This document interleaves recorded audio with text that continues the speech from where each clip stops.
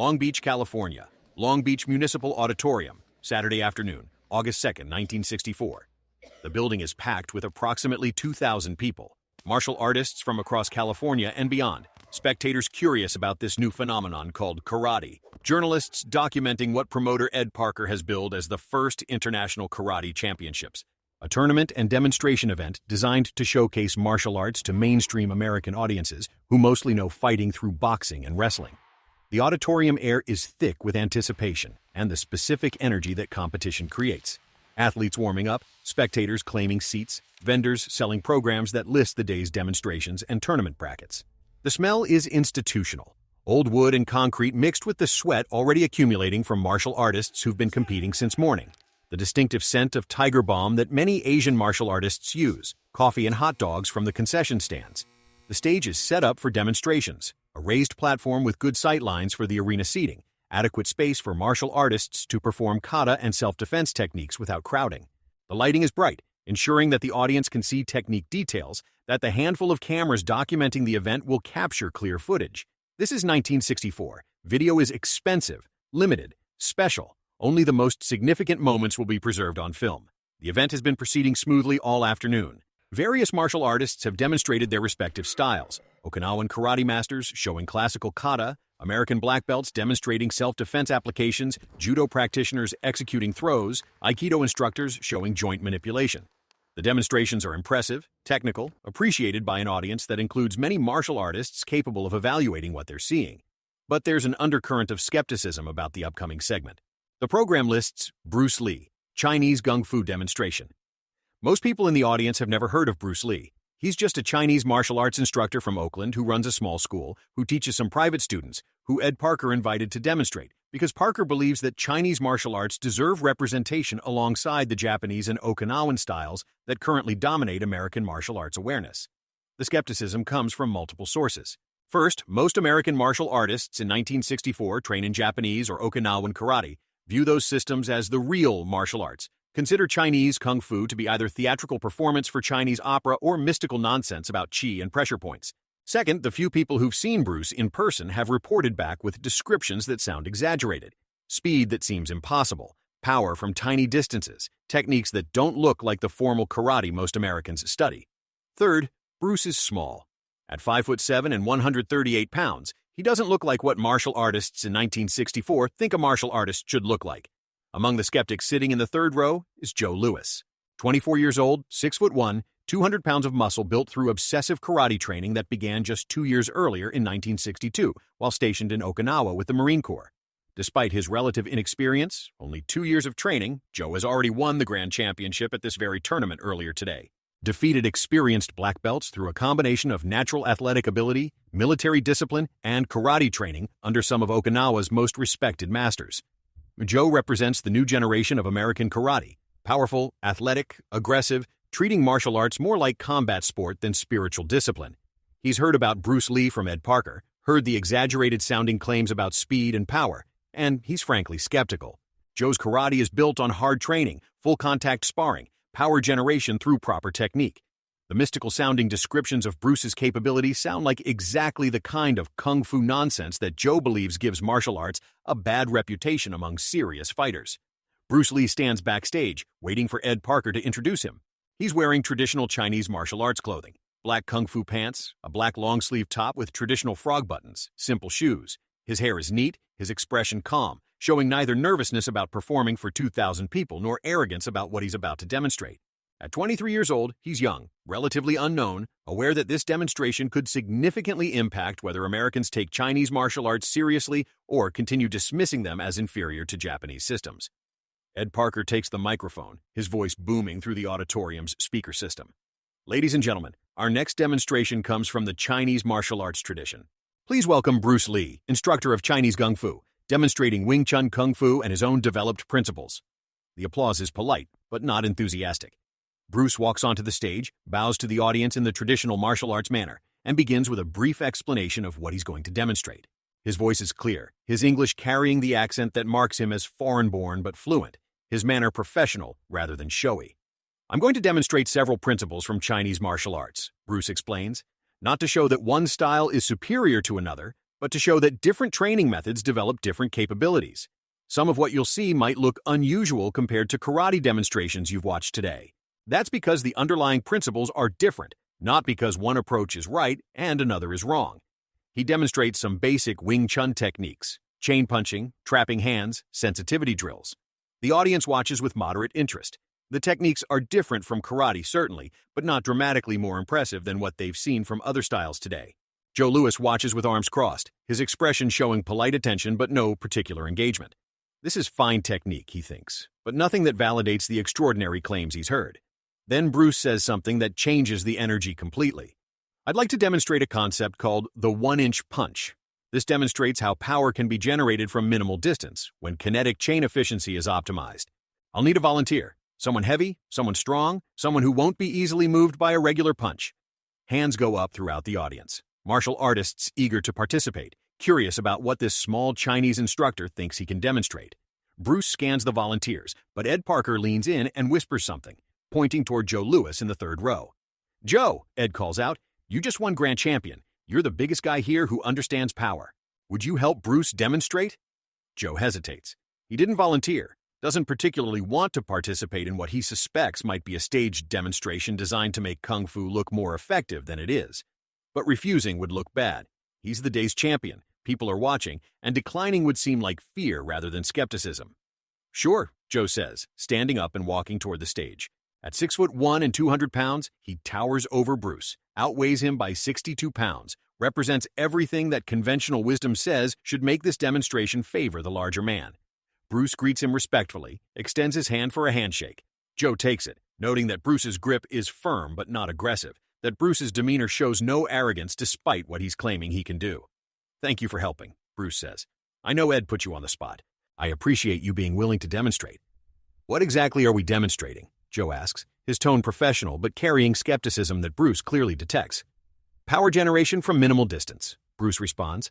"I'm going to place my fist 1 inch from your chest. From that 1-inch distance, I'll generate a punch using kinetic chain efficiency rather than wind-up or momentum. I'm going to place this chair about 6 feet behind you. The force should move you backward. I want you to resist. Don't cooperate. Just stand normally and let the physics work however they work." Joe nods, his skepticism increasing. 1 inch can't generate the kind of power Bruce is implying. That's not how physics works, not how bodies generate force, not consistent with anything Joe's karate training has taught him about power generation requiring chamber and hip rotation. Bruce places a folding metal chair 6 feet behind Joe. The audience can see the setup clearly. Joe standing relaxed but ready, chair positioned behind him, Bruce standing in front of Joe with his right fist extended, the distance between Bruce's fist and Joe's chest measuring approximately 1 inch. The auditorium gets quieter. 2,000 people watching this unlikely matchup. Small Chinese instructor, large karate champion, impossible claim about power from 1-inch distance. Joe stands there, his body naturally bracing for impact, his competitive experience making him automatically resistant to being moved. If you're watching this story develop and recognizing that the 1964 Grand Champion is about to experience physics that challenges everything his karate training taught him about power generation, let us know in the comments where you're watching from. This moment, this demonstration at Long Beach in 1964, becomes one of the most famous and analyzed moments in martial arts history. And what makes it undeniable is that the volunteer wasn't a random person but Joe Louis, who would become one of the greatest karate champions in American history. Subscribe to see what happens when karate's rising star meets Kung Fu's hidden master, when skepticism meets capability it can't comprehend, when 1 inch of distance generates 6 feet of flight. Bruce settles into his stance. His feet are planted, his weight distributed evenly, his body showing none of the preparatory movements that karate or boxing would require for generating power. No pulling the fist back to chamber, no rotation of the hips to wind up, no shifting of weight to create momentum. He's just standing there, fist extended, 1 inch from Joe's chest. "Ready?" Bruce asks. Joe nods. "Ready." His tone carries confidence born from 2 years of hard training, from winning Grand Champion earlier today, from natural athletic ability that has made him successful at everything physical he's attempted. What happens next takes approximately 0.3 seconds from initiation to Joe's impact with the chair. But those 0.3 seconds change Joe Louis's understanding of martial arts completely, create the catalyst that transforms him from skeptical karate champion to Bruce Lee's private student, establish a relationship that will influence both men's careers. Bruce's entire body structure activates simultaneously. Every muscle fiber in his posterior chain, his core, his shoulder, his arm, fires at the same instant, creating unified force vector that travels from ground contact through his structure to his extended fist, with no visible preparation, no telegraph, no warning that Joe's competitive reflexes can detect and respond to. Joe Louis's eyes go wide. The impact hits his chest with force he didn't anticipate, couldn't have prepared for based on the 1-inch distance and Bruce's small frame. His feet leave the ground, as the force transfers through his chest to his center of mass with efficiency that Joe's karate training never taught him was possible from minimal distance. He travels backward through the air, 6 feet. His 200-pound frame horizontal briefly, the physics of an object struck with force exceeding its mass's resistance. He impacts the chair with enough momentum that the chair tips over backward, Joe and the chair both hitting the wooden stage floor with a crash that echoes through the suddenly silent auditorium. The silence lasts approximately 5 seconds. 2,000 people processing what they just saw, their brains trying to reconcile the visual data. Small man, 1-inch punch, large champion flying backward, with their understanding of how force generation works. This wasn't some random volunteer. This was Joe Louis, the guy who won Grand Champion 2 hours ago, the Marine who trained in Okinawa, and he just got sent flying by a 1-inch punch from someone 62 pounds lighter. Joe Louis is on the floor, the overturned chair beside him, his hand pressed against his chest where Bruce's fist made contact. He's not hurt. Bruce controlled the force enough to prevent injury, but his mind is racing. What just happened? How is that physically possible? He was braced, ready, 200 pounds of resistance, and he flew backward like he weighed nothing. The silence breaks, erupts. 2,000 people shouting, applauding, standing, pushing toward the stage. Martial artists are yelling questions. Cameras are capturing Joe slowly getting to his feet. Ed Parker is grinning because he knew this would be spectacular, but even he didn't expect it to be this dramatic. Joe stands up, his legs steady. He's too well trained to be physically shaken, but his face shows someone whose fundamental assumptions just got destroyed in 0.3 seconds. He looks at Bruce with an expression that's transformed from skepticism to something close to awe. "What?" Joe starts, his voice carrying to the front rows. "What was that? I was braced. I'm 200 pounds. You hit me from 1 inch and I flew 6 feet. That's not supposed to be possible." Bruce helps Joe fully stabilize, checks that he's okay, then addresses both Joe and the crowd pressing closer to the stage. It's completely possible. Not through magic, not through mystical chi energy, through physics and biomechanics that most martial arts don't emphasize. Your karate generates power through extension. You chamber your punch, rotate your hips, create momentum through distance and mass. That works. That's legitimate power generation. But there's another method, Bruce continues. If you can make every muscle fire simultaneously instead of sequentially, if you can create unified body structure where force travels instantly from ground contact to fist without losses in the kinetic chain, you can generate power from minimal distance. The power doesn't come from the 1 inch my fist traveled. It comes from my entire body structure activating as a single unit. Joe is listening with complete attention now, his skepticism replaced by genuine curiosity. Everything he knows about power generation says what Bruce just did shouldn't work. But it did work. He experienced it. His chest still feels the impact, his pride still processing the humiliation of being sent flying in front of 2,000 witnesses. Can that be learned? Joe asks directly, his competitive nature immediately wanting to acquire this capability, to understand what Bruce knows that Joe's Okinawan masters apparently didn't teach. It can be learned, Bruce responds, but it requires different training than karate emphasizes. You'd need to develop kinetic chain efficiency that approaches theoretical maximum. You'd need to eliminate sequential muscle activation and create simultaneous firing. You'd need years of specific practice that most martial arts don't include. The demonstration continues for another 20 minutes, but for Joe Louis, nothing else matters except the 1 inch punch. That single demonstration destroyed his certainty that Okinawan karate represented complete martial knowledge, created recognition that this small Chinese instructor knows something fundamental about power generation that Joe needs to understand. After the demonstration ends, Joe doesn't leave. He waits while Bruce handles the crowd, answers questions, deflects requests for private lessons. When the crowd finally thins, Joe approaches Bruce directly. "I need to learn what you know," Joe says without preamble. "I thought I understood power. I won Grand Champion today. I trained in Okinawa under legitimate masters, and you just showed me I don't understand anything about how bodies actually generate force." Bruce studies him, not his body this time, but his character, his readiness to learn, his willingness to have his expertise challenged. "You understand karate power generation," Bruce corrects, "which is legitimate within its context. What I can teach you isn't replacement. it's enhancement. Your karate foundation is solid. I can show you principles that make your karate more efficient, more adaptable, more complete. When can we start? Joe asks. Give me your information, Bruce responds. I'll contact you about private lessons. But understand, learning this requires unlearning some of what karate taught you. Can you do that? Can you let go of being grand champion long enough to become a beginner again? Joe doesn't hesitate. After what I just experienced? Yeah, I can do that. That conversation at Long Beach in August 1964 begins a training relationship that lasts for years. Joe Louis becomes one of Bruce Lee's private students, training regularly in Los Angeles, incorporating Bruce's principles of efficiency and directness into his karate foundation.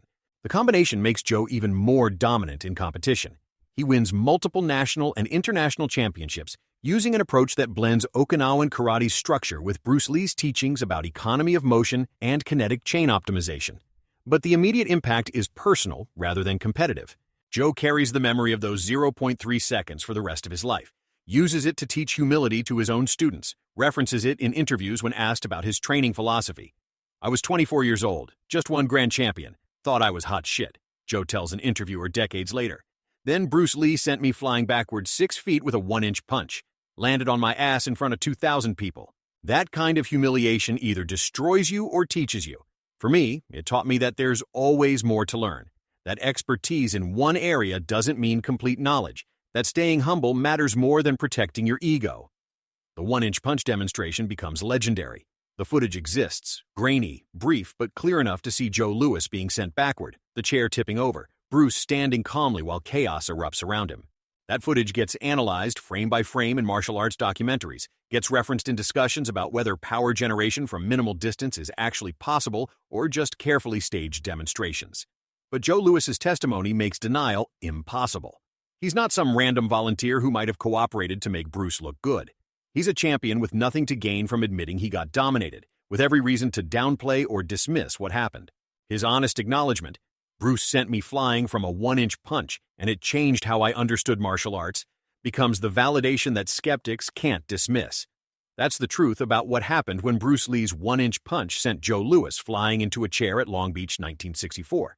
Not just a demonstration of power, but the creation of a teaching relationship between two men who would both become legends in American martial arts, the moment when karate's rising star learned humility from Kung Fu's hidden master. The 0.3 seconds that changed both their careers and influenced how a generation of martial artists thought about power, efficiency, and the limits of their own expertise. If this story revealed something you needed to understand about how genuine capability creates respect, about why staying humble matters even at championship levels, about the difference between knowing techniques and understanding principles, subscribe so you never miss these deeper truths. And comment below. Tell us what city you're watching from, and whether this changes how you think about the relationship between confidence and humility in martial arts. The Long Beach demonstration's ripple effects extend far beyond Joe Louis's personal training. The 2,000 witnesses include martial artists who run schools across California and beyond, journalists who write for martial arts magazines, competitors who carry stories back to their home dojos. Within weeks, descriptions of the 1-inch punch circulate through American martial arts communities, growing slightly in the telling but maintaining the essential truth. Bruce Lee generated impossible power from minimal distance against a legitimate champion. Ed Parker, whose tournament provided the platform, uses Bruce's demonstration to validate his own advocacy for cross-training and adaptation. Parker has been arguing that classical karate needs evolution, that rigid adherence to Okinawan forms limits American practitioners' development. Bruce's 1-inch punch provides dramatic proof that approaches outside traditional karate can produce capabilities that traditional training doesn't develop. Several schools begin incorporating power generation from short distance into their training, though most lack the understanding of kinetic chain efficiency that makes Bruce's version work. Students practice 1-inch punches against pads and partners, achieving minimal results, frustrated that their attempts don't replicate what Bruce demonstrated. The technique becomes associated with Bruce specifically, rather than being recognized as expressing principles that require comprehensive development. Joe Louis's championship career continues and accelerates. Between 1964 and 1974, he dominates American karate competition, wins virtually every significant tournament, becomes known for knockout power unusual in point sparring karate where most competitors score through speed and accuracy rather than force. Much of that power comes from principles Bruce taught: simultaneous muscle activation, kinetic chain efficiency, generating force from minimal chamber. When Joe retires from competition and begins teaching, he credits Bruce openly. Everything I accomplished in competition came from Okinawan Karate Foundation plus Bruce Lee's refinements. The karate gave me technique and structure. Bruce gave me efficiency and power generation that made the technique devastating rather than just accurate. Without both, I wouldn't have been nearly as successful. Bruce's career trajectory changes significantly after Long Beach 1964. The demonstration makes him known among serious martial artists, creates demand for his teaching that exceeds what his small Oakland school can handle, establishes his credibility with American audiences who might otherwise dismiss Chinese martial arts as inferior to Japanese systems. When Hollywood eventually offers him opportunities, his martial arts reputation, built partly on demonstrations like the one-inch punch, gives him leverage to demand authentic representation of Asian fighters, rather than accepting stereotypical servant or villain roles. The footage of Joe Louis being sent flying becomes one of the most replayed and analyzed pieces of Bruce Lee documentation. Sports scientists study it trying to understand the biomechanics, measuring force transfer, calculating the power output required to move 200 pounds 6 feet from 1 inch of distance. Their analyses confirm what witnesses saw. The physics are real. The power generation is extraordinary. The results challenge models of what human kinetic chains should be able to achieve. One analysis published in a biomechanics journal in the 1990s concludes, subject demonstrates force generation from minimal distance that exceeds predicted values based on body mass and movement parameters. Either measurement methodology requires revision, or subject represents performance outlier operating at extreme boundary of human capability. Film evidence supports latter explanation. That's the scientific confirmation of what 2,000 witnesses saw in August 1964, that Bruce Lee's one-inch punch was real, that Joe Louis's flight backward was physics rather than cooperation, that the impossible was made possible through training that optimized human physical capability beyond what standard martial arts development achieves. The crowd went silent, because silence is what happens when assumptions get destroyed so completely that words fail. 2,000 martial artists watched their understanding of power generation challenged in 0.3 seconds, watched a champion sent flying by someone who shouldn't have been able to generate that force, witnessed physics that training had told them was impossible. Joe Louis flying into that chair became the moment that American martial arts learned to take Chinese kung fu seriously, that karate champions learned humility, that Bruce Lee established credibility that would carry him through the rest of his career. 1 inch of distance, 0.3 seconds of execution, 6 feet of flight, 2,000 witnesses, one legend created, the grand champion on the floor, the small Chinese instructor standing calm, the crowd absolutely silent, processing the impossible made real.